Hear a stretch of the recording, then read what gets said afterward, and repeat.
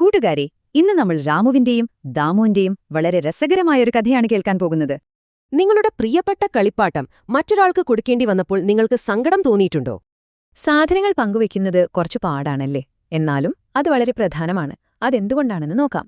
രാമുവും ദാമുവും കൂടെ 3 സാധനങ്ങൾ വാങ്ങി. ഒരു പശു, ഒരു കമ്പിളിപ്പുതപ്പ്, പിന്നെ ഒരു മാവിൻ തൈ. അവിടെയാണ് പ്രശ്നം. ദാമു ഭയങ്കര സൂത്രക്കാരനായിരുന്നു. അവൻ പാവം രാമുവിനെ എങ്ങനെയൊക്കെ പറ്റിച്ചെന്നറിയാമോ? പശുവിന് തീറ്റ കൊടുക്കാൻ രാമുവും അതിന്റെ പാൽ കുടിക്കാൻ ദാമുവും. ഇതായിരുന്നു അവരുടെ ആദ്യത്തെ ഉടമ്പടി. ഒന്ന് ചിന്തിച്ചു നോക്കൂ, പാവം രാമുവിനോട് ചെയ്തത് ശരിയായ കാര്യമാണോ? തീർച്ചയായും അല്ല. അടുത്ത പണി കമ്പിളിയുടെ കാര്യത്തിലായിരുന്നു.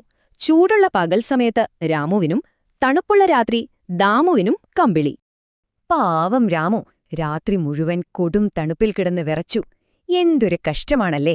ഇതാണോ നീതി? ഇനി മാവിന്റെ കാര്യം. രാമു അതിന് വെള്ളമൊഴിക്കണം, ദാമു അതിലെ രുചികരമായ മാങ്ങകളെല്ലാം പറിച്ചു തിന്നും. ദാമു ഒരു പണിയും ചെയ്യാതെ എല്ലാം സ്വന്തമാക്കി. ഇതൊട്ടും ശരിയല്ല അല്ലേ? സങ്കടത്തിലായ രാമു അവസാനം ഒരു സന്യാസിയെ കണ്ടുമുട്ടി. അദ്ദേഹം വളരെ ബുദ്ധിമാനായിരുന്നു.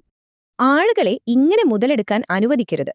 സ്വന്തം ബുദ്ധി ഉപയോഗിക്കാൻ സന്യാസി രാമുവിന് ഉപദേശിച്ചു. അപ്പോഴാണ് രാമു ബുദ്ധി ഉപയോഗിച്ചത്. അവൻ പശുവിന്റെ മൂക്കിലേക്ക് പുല്ല് കുത്തിത്തിരുക്കി ശല്യം ചെയ്യാൻ തുടങ്ങി.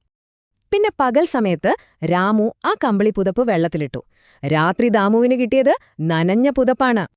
മാങ്ങ പറിക്കാൻ ദാമു കയറിയപ്പോൾ രാമു മാവിന്റെ ചുവട് വെട്ടാൻ തുടങ്ങി. താഴെഭാഗം അവന്റേതാണല്ലോ. ചതിക്കുന്നത് എത്രത്തോളം വേദനയുണ്ടാക്കുമെന്ന് ദാമുവിന് അപ്പോൾ മനസ്സിലായി. അവൻ രാമുവിനോട് മാപ്പു ചോദിച്ചു. ഇനി ഒരിക്കലും കൂട്ടുകാരനെ പറ്റിക്കില്ലെന്ന് ദാമു ഉറപ്പുകൊടുത്തു. അവരെല്ലാം തുല്യമായി പങ്കുവെക്കാൻ തീരുമാനിച്ചു.